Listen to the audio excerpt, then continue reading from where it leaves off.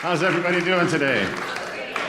I hope everybody can hear me. Typically, I don't use a microphone even in an auditorium such as this because I saw a guy wearing an Army shirt. I'm former Army myself, 14 years before I went down this career path. 3 of those I was a drill sergeant, so I know how to yell. Anyway, my presentation, as you can see, Senior Drivers Mobility Matters. Next slide, please. This is just a brief overview. This is in video form. This was made by our Office of Public Affairs to show you, and you can find this on our YouTube channel, to show you what my unit is actually about. Go ahead. Hello. The California Department of Motor Vehicles has a unique unit that focuses on the needs and concerns of senior drivers and their families. It's called the Senior Driver Ombudsman and Outreach Unit, and it's staffed with dedicated DMV representatives who are committed to helping senior drivers maintain their driving independence. After all, we know that mobility matters. Our team makes sure that senior drivers are treated with dignity, respect, and fairly, consistent with our laws and regulations. We do that by offering outreach seminars for large and small audiences. I'll be providing you with some contact numbers in just a little bit. Our team also assists with individual cases that deal with public safety, sort of a go-between to resolve DMV issues. We want to keep seniors driving for as long as they can do so safely. In fact, research has shown that senior drivers are some of the safest drivers on our roads and highways. California law requires drivers who are 70 years of age or older to renew their driver's license in person when it expires. Here's what you can expect when you visit a DMV office.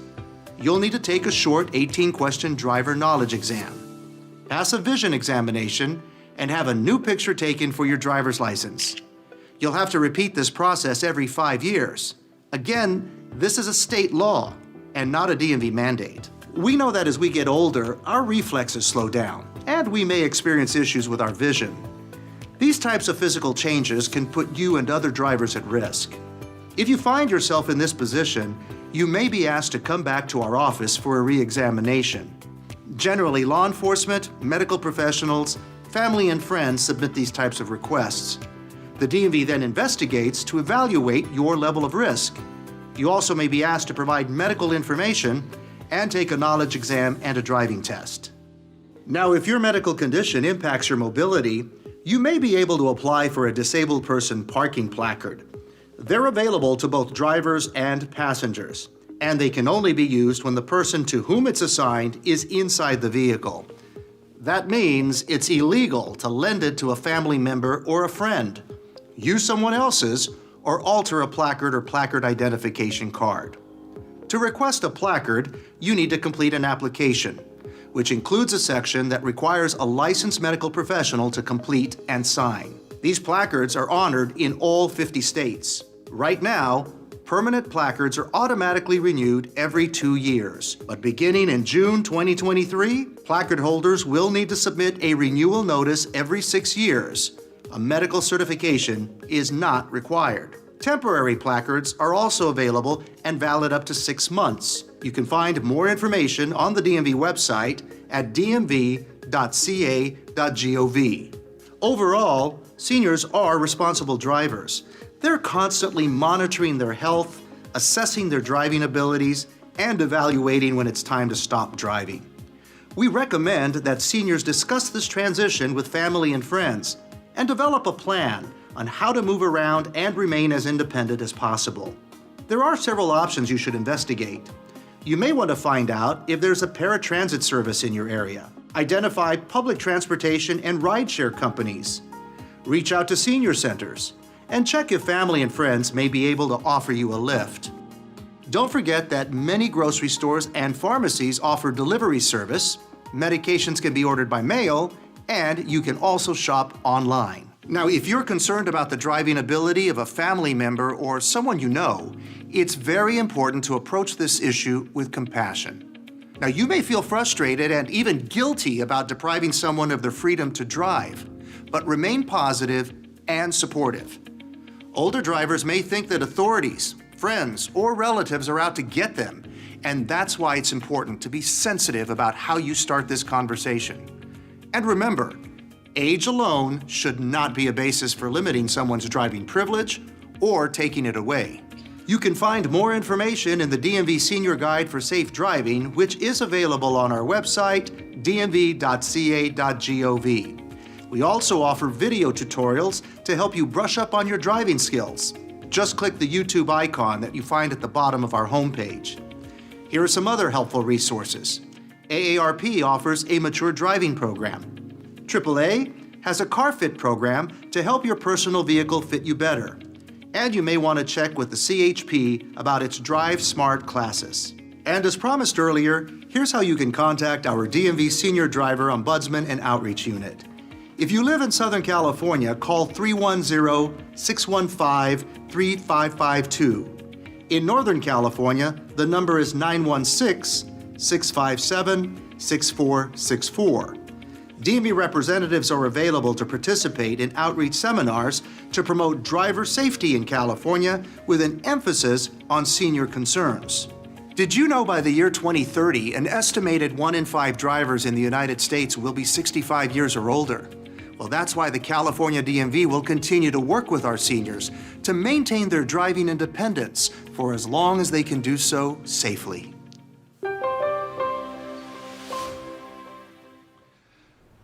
Okay, like the video said, I'm here to help. I really am, right? Our program was created in 2003 with one of the youngest programs in the Department of Motor Vehicles. The reason why we were created, there was a slight incident down in Santa Monica's Farmers Market. People may remember this. He got gas and brake confused. His name was George Russell Weller. Killed 10, injured 70 people in 2003. So at that point, the state legislature started looking at how do we need to limit senior drivers and what they base that on. A lot of proposals came through, but the only one that actually got through was the fact that once you turn 70, you have to take the written test. That doesn't mean seniors are out of the woods, and I'll get into that a little bit later. I also provide information. Literally, any program that the DMV has to offer, I can get you information on. Like she said, I've been working for the state for 25 years, all of it dedicated to DMV. I started off in a field office, worked there for 13 years, came to driver safety, and I've been there for another 12, 13 years. This slide, right? This slide, sometimes media portrays senior drivers as poor drivers, okay? So everything that's in blue, and I know it's not very clear up here, and I apologize, this is a copy of a copy of a copy of stuff that I had to find. Right, but the blue is unintentional injury, right? Unintentional means car collisions and stuff like that.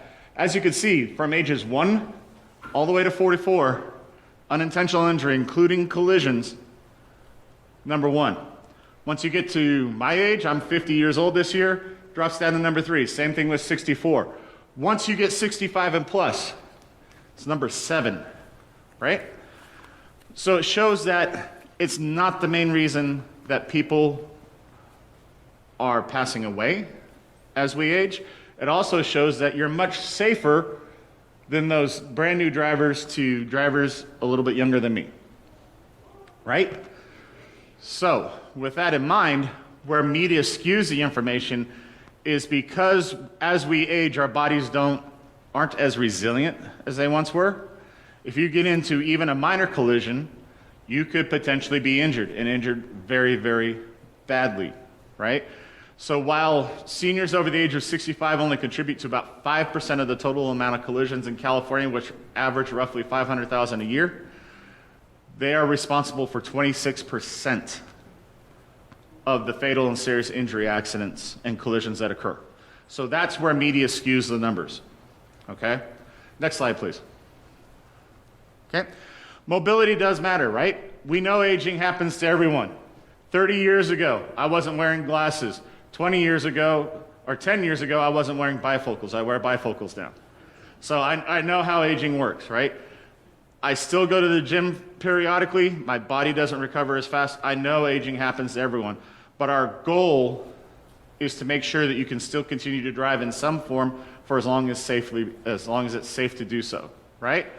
Loss of limitations and key factors of driving: strength, mobility, dexterity, flexibility, and cognitive, your brain, right? These are the 5 key factors in driving, and if any one of them are affected, you have the potential to pose a risk to traffic safety, and we need to know about it, right? And again, DMV is absolutely focused on seniors keeping their driver's license if it is all possible. There are even rules in the vehicle code to assist seniors, not middle-aged people, right? The law clearly states that the DMV shall take into the needs of the youth and the aging when conducting our testing. Doesn't say anything about those 20 to 45-ish, right? We don't matter. They don't matter, right? But we have to take into consideration, what does that mean? How many have, I know it's been a few years, we're still post-COVID, kind of COVID, whatever you want to call this period we live in right now. How many of you have been in the DMV office within the past couple of years? Okay, well, quite a few of you, right? That vision test that we offer, that nice little whiteboard with small little letters on it, how hard is that to see sometimes? Sometimes it's real difficult, right? So what they should be doing is considering lighting, right? We know our lighting isn't the greatest, so they should consider lighting. If you're having difficulty reading one board, take you to another board that may be lit a little bit better and you might be able to see it clearer, right? Stuff like that. This also goes into the fact that, yes, we are trying to go 21st century on our written test. We absolutely want you to try to do it on our automated knowledge testing environment, our computer, our touchscreen testing computer. However, if you're not comfortable doing that, we will still offer it pen and paper. All you have to do is ask. If the office refuses, call me. I get to have fun talking to that manager, right? Anyway, those are some of the key things that we have taken into consideration when we consider youth and aging and those that have learning disabilities, right? Because somebody that has learning disabilities may not be able to answer that question in 3 minutes, because that's how long you have on our touchscreen. You have 3 minutes to answer the question. If not, it marks it as a no answer and moves on, right? Next slide, please. Okay, these are some of your individual choices to consider, and many of us do this before we even get to DMV. Reduced driving, right? Do you need to go all the way down to Sacramento to get that bit part, whatever you want to do? Probably not. Stop driving in certain areas. My son graduates 8th grade this year, goes into high school. Do you think I like picking him up in the afternoon at school or dropping him off? That is a nightmare. And I'll be more than happy when he gets his license when he's 16. So he can deal with that himself, right? So you stop driving in certain areas, such as school zones, crowded malls, stuff like that. You'll stop driving in those areas. Or the next one, lower volume times. You'll drive in those areas when there's not as much traffic, right? This also includes stop driving on freeways. I know many people my age and older that refuse to drive on freeways because they don't want to get passed by that 35-year-old doing 110 miles an hour down 50 trying to get to Red Hawk Casino. Okay? Have a discussion with family members and friends about driving. He was absolutely right, and I am absolutely right. That discussion needs to start early. Okay? My generation, I'm a Gen Xer. I was born in 72. I'm middle of the road Gen Xer. We are the last generation that view the driver's license as a key to our mobility and our independence. I can't tell you how many times I wanted my license on my 16th birthday just so I could hop in the car that I paid for and get away from my parents' house. Right? I wanted to go out, have fun, do stuff, and be able to do it on my own time. Okay? Nowadays, the younger generations don't view it so much as an independence and mobility thing. Right now, a lot of the teenagers consider it a nuisance to even try and get it, right? Because the way you acquire a license at 16 has changed drastically since when I was 16, okay? Attend approved driving courses. He mentioned all 3 of them, and I have information at the end of it. AARP, they used to come out to and do actual classroom.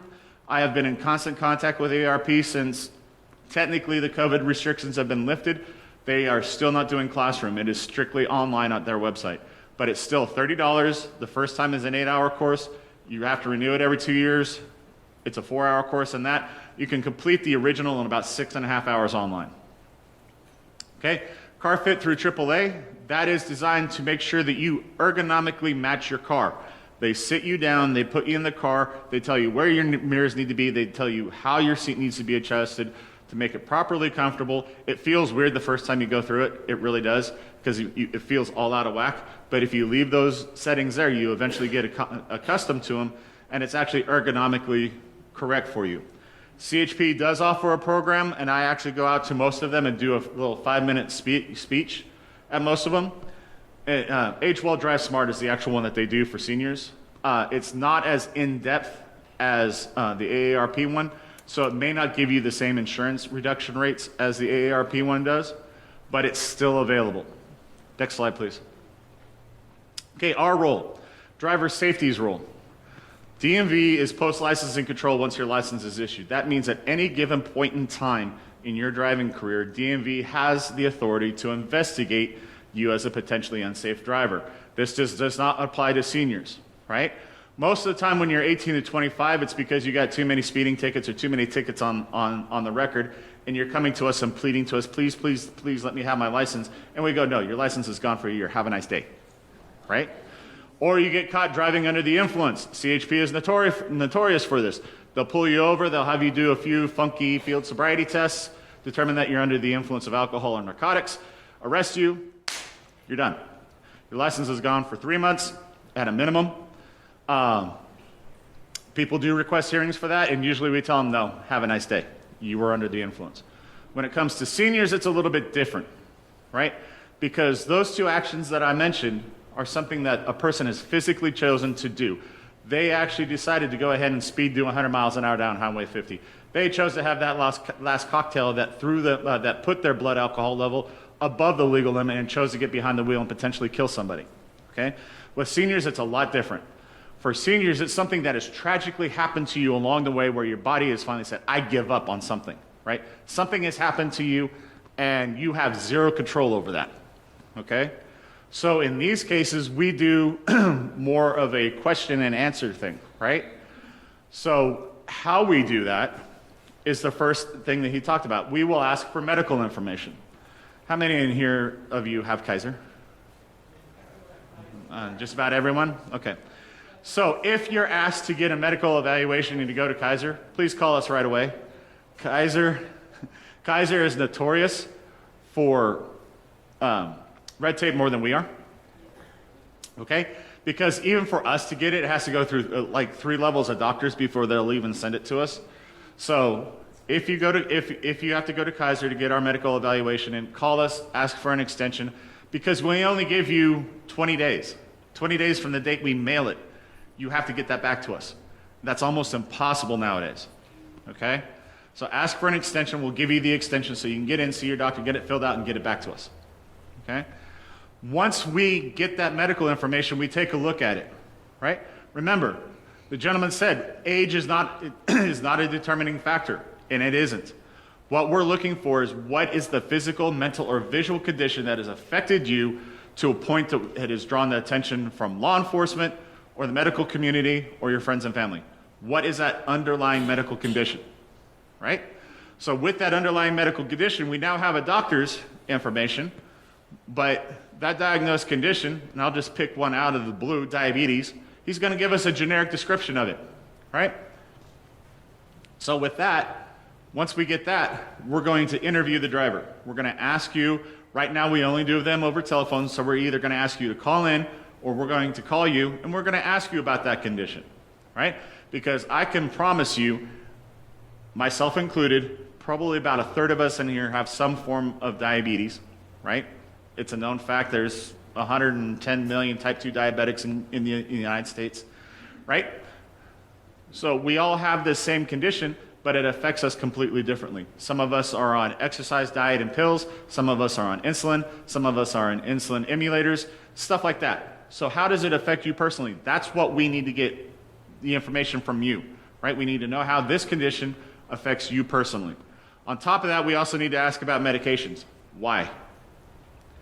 Anybody know the reason why behind that? Exactly. Now, if you've been taking the medication for 20 years and you're still having side effects, you better talk to your doctor, okay? Because generally speaking, side effects don't occur for about 2 months after. Once the body gets used to the medication, about 2 months after, the side effects slack off. But what we're looking for, and the reason side effects for medication, every known pharmaceutical in America that is approved by the FDA and used to be in a nice little book, now you can find this online. Every single manufactured pharmaceutical in the United States all have one common side effect. Even to the teeniest bit, may cause drowsiness. Okay? That's may cause drowsiness. That's why we ask about medications, because that's our key concern. We don't care about the other, well, there's a couple other things we care about as far as side effects. But the major things, we'll just shelve that for another day kind of discussion. We don't really care about, but we care about how it really affects you. Do you have drowsiness after you take it? When do you have the drowsiness? Do you try to drive after you take the medication and you're drowsy? That's a bad combination. Right, but again, if you've been on the medication for about 20 years, we're probably going to ignore that one. But if you've had recent medication changes, we're really going to focus in on those to see what kind of side effects are going on, to make sure that they don't pose a risk to yourself or others while you're driving. Okay? Now, from there, we have a couple determinations. We have tests designed to test your overall fitness of driving. One is the written test, one is the drive test. The written test is very basic, and it's written in sixth grade language. That's why most people my age and above have difficulty with it, because we're all well educated for the most part. And so you start reading our questions and going, how the heck are they asking this question? Right? Anyway, and so you miss a couple and you're kind of frustrated, right? I do have sample tests that show you how we phrase our questions. The questions that I give you on the sample test that are on the sample test will not appear on the actual written test. If they do, they're worded a little bit differently. The reason being is because now with our automated knowledge testing environment, our touchscreen testing computers, it has a pool of 5,000 questions that it can potentially ask. And it pulls 25 out for you. It just randomly selects 25 and says, here you go, have fun, right? Written test used to be for renewals 18 questions. We've bumped it up to 25. That's because our originals now are 50 questions and our ones for 16 to 18 are 60 questions. We've increased the difficulty of the test by adding more questions to it. You're allowed to miss more though. With 25, you're allowed to miss 5, okay? If we ask you to take a written test, we're probably gonna ask you to take a drive test, and this is where people have issues. The drive test is designed to show habits that have formed over time, both good and bad, and we note them, and we talk about them. Some habits, which are very, very good, and I'm sure many of us, including myself, practice, and I'll give you this example. The area I live in north of Sacramento, it's a residential area, of course, but it has a lot of children in the neighborhood, right? My son is now the middle of the pack for the children. A lot of them have grown up and moved on, gone to college and etc. But we still have a lot of smaller children in our neighborhood. Do you honestly think I'm doing 25 when I come home and drive through my residential area? Nope, I'm not doing 25. I'm doing about 15. The reason why, this gives me more reaction time and gives me a better chance to avoid any potential issues with any kind of dog, cat, squirrel, bunny, or person, ball, whatever, right? However, when you go to our test and you get the examiner, who is a person that is grumpy, mean, nasty to you, right? At least they appear to be, right? They don't talk to you, they keep their face plastered to a clipboard, at least so you think, with a pen and a piece of paper. Right? And they ask you to do a whole bunch of stuff. Turn left here, turn right here, continue to go straight, so on and so forth. I was an examiner for 6 years, so I speak from experience. Right? Right? They don't see gray. There is no 50 shades of gray to our drive test at all. It's black and white. Either you do it right or you do it wrong. And if you do it wrong poorly enough, it's the automatic end of that drive test. 15 miles an hour in a 25 mile an hour zone is automatic grounds for ending our drive test, because you are impeding traffic behind you regardless if there's traffic behind you or not. Because it is inferred that if you're doing 15 and a 25, you'll be doing that all the time and have the potential to impede traffic behind you. Okay? So we expect you to do as close to that speed limit as practical. Now, if they see something out there, if it's raining, if there are actual obstacles out there like children or other vehicles and the like, they expect you to keep pace with that and drive safely. But if they don't see anything out there, and we do test you in residential areas, if they don't see anything out there to cause you to be doing the 15 miles an hour, they will end the test and ask you to come back. Okay? The other thing, well, other things that cause people to not pass our drive test. Who remembers the acronym for actually changing lanes? Anybody? No, it's called SMOG. Turn on your turn signal. And I know Californians are notorious for not using their turn signals. I get it. We ask you to turn on your turn signal. Look in your mirror. Look over your shoulder, the correct shoulder. If you're changing lanes to the left, look over your left shoulder to clear your blind spot. If you're going to the right, clear your traffic by going over your right shoulder. And then go when safe to do so. The reason I said earlier that you think we have our face glued to the keyboard, to the clipboard, is because before we ask you to do that maneuver, they've already cleared traffic behind you. They know exactly what's back there, and they know exactly if you come in, whether or not it'll be dangerous or not. Okay? So those are the two biggest reasons why people have difficulty on our drive test. Another new reoccurring issue: modern cars. We do not test the vehicle itself. So if you have a Tesla that has all that self-driving stuff and everything like that, that's great. Can't use it, right? Can't even use the backup camera. We ask you to back up in a straight line without using it, okay? So the way you back up traditionally was look in that right hand mirror, then keep your head over the right side while you back up in a straight line. Now, if you want to cheat, and it's only 1 point off your score, and you're allowed to have a total of 20 errors. If you want to take one automatic, look in the mirror, look over your shoulder to make sure it's clear, and then use that right side mirror to back up in a straight line. That's only 1 point. And you only have to back up about 3 car lengths. Okay? That's the easy way, that's the cheat way to get an automatic point and not a perfect drive test, which will not happen. Okay? We will always find something to nitpick. It's our job, because nobody can drive exactly to the vehicle code. Nobody. Not even examiners. My wife comments, "Why did you do that?" I said, "I know I did it, I know I did it wrong, but so be it." Right? Right? Okay. So, written test and drive test. After that, the hearing officer has to make a decision, right?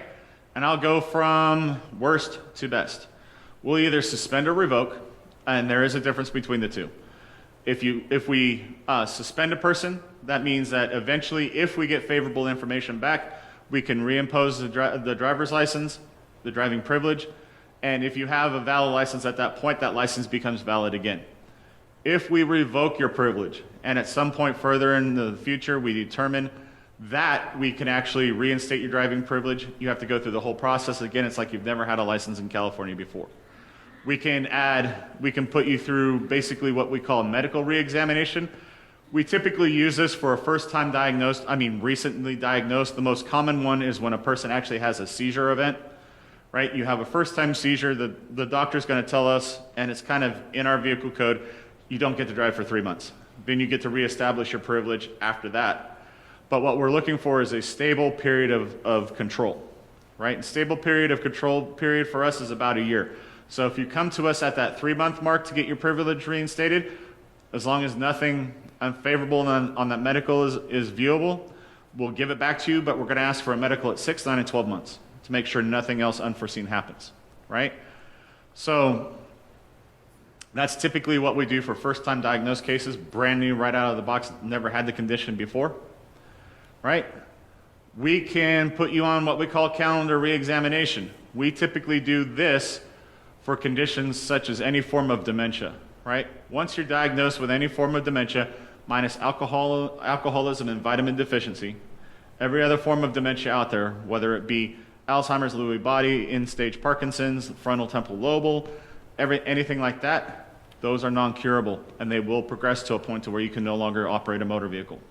So if you're still at the stage where we can say, yes, you can continue to drive, you will come back and see us more frequently. We also do this for our vision cases. Vision cases such as glaucoma, wet age, macular degeneration, cataracts, pre-surgery, and stuff like that, right? We ask you to take a drive test to show compensation for whatever's going on with your visual field, and then we'll have you come back every couple years, because minus cataracts, most of those are still not curable. There are things out there that reduce the impact, but still not curable, so we'll ask you to take a drive test every couple years. From there, we can place a restriction on your license. The state of California has 100 different restrictions we could place on your license, including customizable restrictions for us. The most common one, and it is the first one, 01, corrective lenses. Right? I have it on my license because without these things, I can't even see my cheat sheet back there. Okay? Right? But we can put hand control, steering wheel knob. We can restrict you from driving on the freeway, restricting you from driving at night. We can even do something called an area restriction. Okay? If you feel that if you're having difficulty passing our drive test at the DMV office, we can actually send an examiner out to your house, and they'll take you to where you need to go, to the grocery store, to the doctor, to the dentist, to church, things like that. And then we will put you in a box. We'll put you in a box to where you drive. And this is your area you can drive in. There are 2 caveats to this. A, you're automatically going to be restricted to no freeways, no nighttime driving. B, none of the roadways that you drive on can hit freeway speeds at all.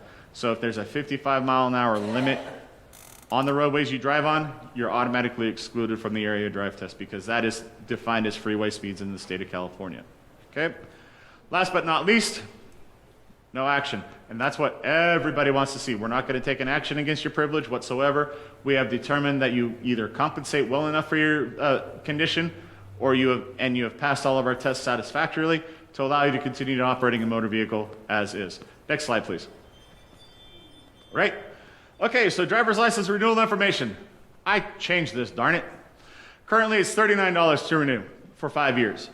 Real ID, of course, is required by May 3rd of next year. Application is available to fill out online. And I actually have to add another thing on here. We have also introduced our written test online.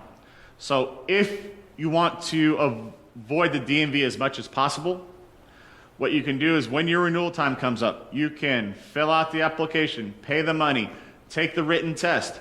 All you have to do at the DMV office is get a photo and take have your vision tested and take a photo, and you're out of the office. Okay, everything else can be done at the comfort of your home. All right? We please ask you for no assistance while you're taking the written test. I don't know how they have determined whether or not you're getting assistance or not, but I just have to put that out. Please, no assistance while you're taking our written test. Right? If you need an appointment, you can, appointments, all of the local field offices are open, all of the DMVs are open. If you're having difficulty getting through the 1-800 number, or our website offers appointments, and I've had issues here within the past couple weeks saying it'll only allow them to do specific types of appointments that they don't need, give me a call. I can make an appointment for you. Okay? Many of our COVID-19 safety procedures are still in place.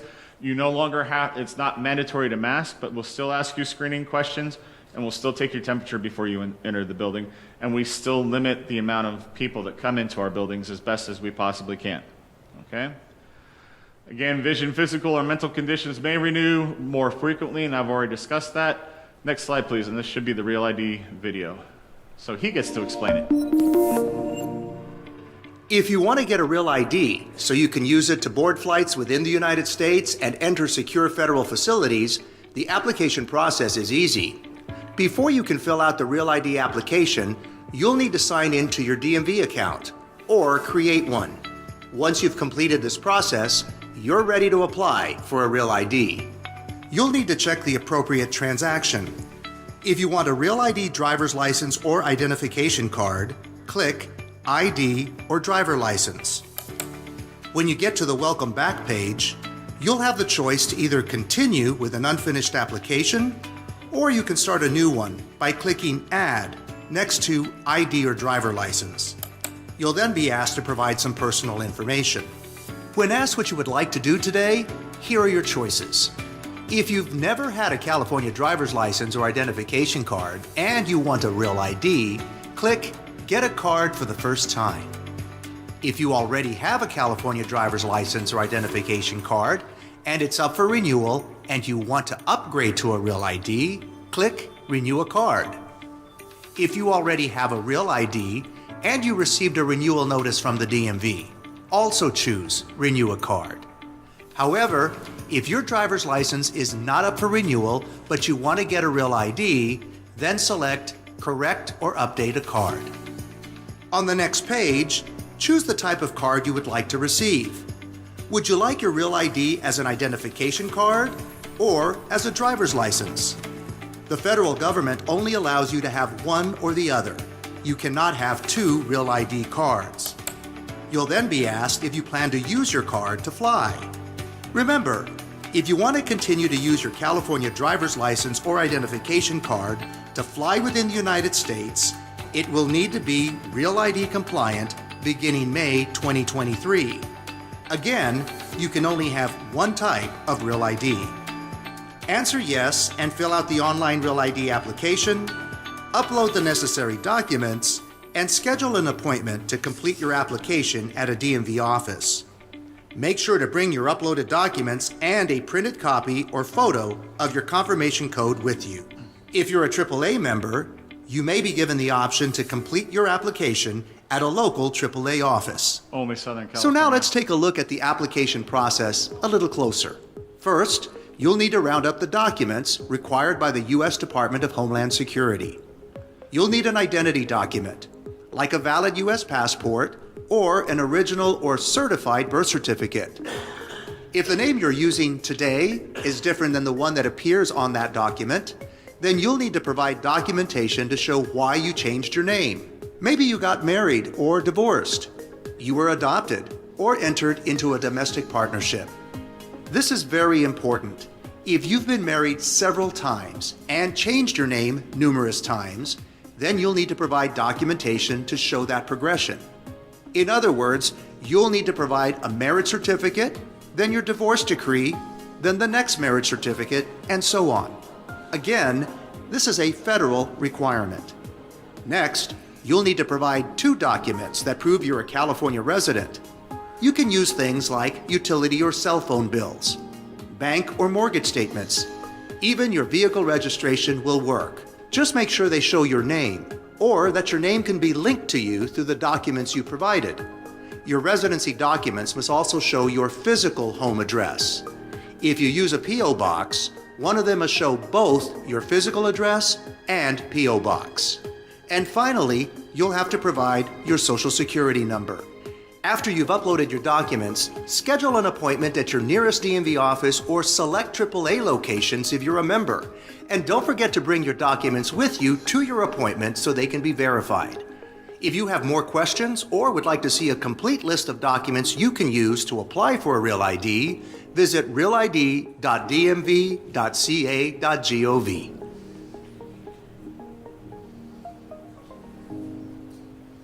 We're good. Next slide. Okay, so I'm going to talk real briefly about Real ID because I have a joke associated with that divorce marriage thing. I'm actually trained to give the Real ID presentation as well. And so my first encounter with that was the gentleman that's talking up there. His name is Jaime Garza. He's one of our Office of Public Affairs liaisons. He took me with him down to Southern California, down to Hollywood. And we did a presentation down there, and unbeknownst to me, he said, "You're on. I get to do it," right?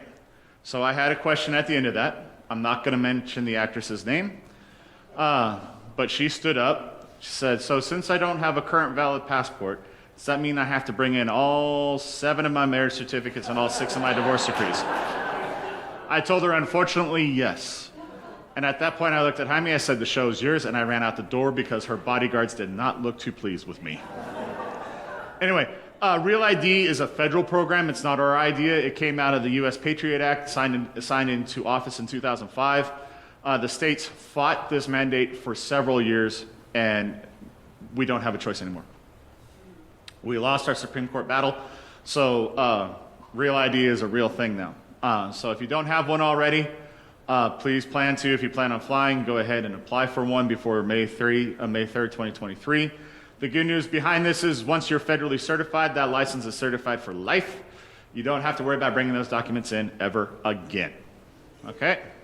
So, changes and innovation to the DMV. COVID-19 has brought a ton of changes to the DMV. We were slowly being dragged into the 21st century. We are there now. Our online services are available 24/7 online. Like he said, the application can be filled out at home on a computer. The written test is offered on a computer at the local office and on our website now. Many of the documents that we need to see, even if you're like selling a vehicle, you can scan those and send them to us. It takes a little bit longer than if you were to go down to your local DMV and do it, but still if you scan them and send them in, it still works that way. And we have several tutorials on YouTube, and of course, all of our books can be found on our website. Next slide, please. Okay, so again, us. We can explain the process in simple English. I don't think I've used too many acronyms today to confuse you guys, right? Everybody understood what I was talking about? Right, so when you go to an office, sometimes you get a whole bunch of different acronyms or our vernacular describing what we're asking you to get. I can translate that into simple English, and if you need the form, I can get it. Any potential issue you have with an investigation, I can take a closer look at. I cannot change the decision, okay, but I can at least take a look at the investigation and see where it's at and see where it's going and see if things might have been handled a little bit differently. I can provide important forms and information again. Literally, any form you can think of that we ask for, I have access to, and if you can't find it online, call me and I'll get the form out to you. Alternate forms of transportation. This is a touchy subject because everybody wants to continue to drive until they die. But if you're asked to give up your driving privilege, you can contact me. I have decent information for Placer and El Dorado County, not a lot. I have better information for Sacramento County, but I do have information for Placer and El Dorado counties up here, so I can get you that information, stuff like that. Next slide, please. Okay, like I said, this is the information for AARP and the Automobile Association of America, AAA. I do not put CHP's information up here because the Age Well Drive Smart program is the responsibility of every local public information officer in each CHP office. So they make the determination on when they hold the classes, if they hold the classes, and the like. So you need to contact your local CHP office if you're interested in the Age Well Drive Smart program and class. But for AARP, that is their website and their phone numbers. And same thing for AAA. That's their website and their toll-free numbers to contact them and say, hey, when's CarFit going on? When's the Mature Driver Improvement course going on? And if you actually go to the AARP website, it'll actually transition you to that web page if you start asking about it. You don't have to be a member of AARP to go through this, okay? You can do it, you'll get the certificate, and it's 10% off your insurance. Next slide, please. Briefly about disabled person parking placards, okay? We offer two types. We offer the temporary, which are the red, which are valid for 6 months at a time, and the permanent, right? Both of those, regardless temporary or permanent, are valid in all 50 states. The application has to be filled out completely, and this includes first-time application. We have to have doctor's certification for the disability so we can actually issue the placard, okay? Permanent placards, as he said, they automatically renew every 2 years. However, beginning next renewal cycle, 2023, a lot of people are going to get the questionnaire, the questionnaire that needs to be done every 6 years, right? Because in order for us to assist law enforcement with the legal use of placards, we're getting people to self-certify that they are still disabled and still entitled to the placard. And that comes down to the last point of proper use of the placard. If your placard, if you have a disabled person parking placard, and it is determined and cited by law enforcement that it was used incorrectly, A, the placard's destroyed, B, we remove that placard from our system, and it's about a $700 fine before court fees come into it, okay, for the person that used it illegally, okay? Every time we go out on a sting operation, primarily San Francisco and Southern California, every time we go on a sting investigation with CHP or local law enforcement with our investigative unit, we nab 300 to 500 people. Every time. That's how rampant it is, and that's why law enforcement has gotten on our behinds to at least get some kind of self-certification for the handicap placard. Next slide, please. Okay, he only gave you 2 numbers. I'm going to give you 5, okay? Because 4 of these are actually working, right? Mine, 916-657-6464 or 916-657-7109. That's my co-partner in crime up here in Northern California. We kind of split everything, because as you can see, the Bay Area is vacant. We don't have an ombudsman. We don't have a driver safety manager one in Oakland yet. We're hoping to hire this year. But so since my area grew threefold in population, we kind of split those areas up. We go out and do presentations as they come up in all those areas, right? Central California was the one that he gave you. That's our ombudsman in the City of Commerce. Her number is 310-615-3558. And we just got our Southern California actual representative back online. She got hired 3 months ago. She's a very excellent source of information. All of us, all of the ombudsmen, we all have, I'm not the youngest anymore. She has 24 years of experience. I have 25. The one in Central California has 25. And my partner in crime has 27. So all of us have a wealth of knowledge in the DMV, and all of us can assist you. And that should be the end of the presentation. Do I have any questions? Okay, so I'll go front to back over here. Yes, ma'am. You mentioned driving test Mm-hmm. for medical. Yes. When do you determine a driving test just on a regular basis as you renew? Okay, so her question is, are we talking written test or drive test? The drive. The drive test. When is a drive test determined on a regular basis? It's not.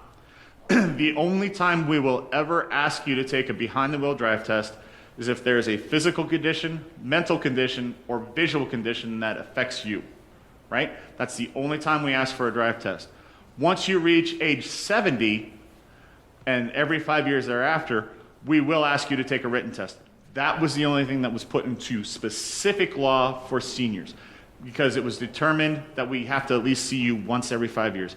So we removed them off the renew by mail system, which means you have to comply with the vehicle code, which means you have to take the written test. Okay? Next question, I saw a hand raised back here. Yes, ma'am.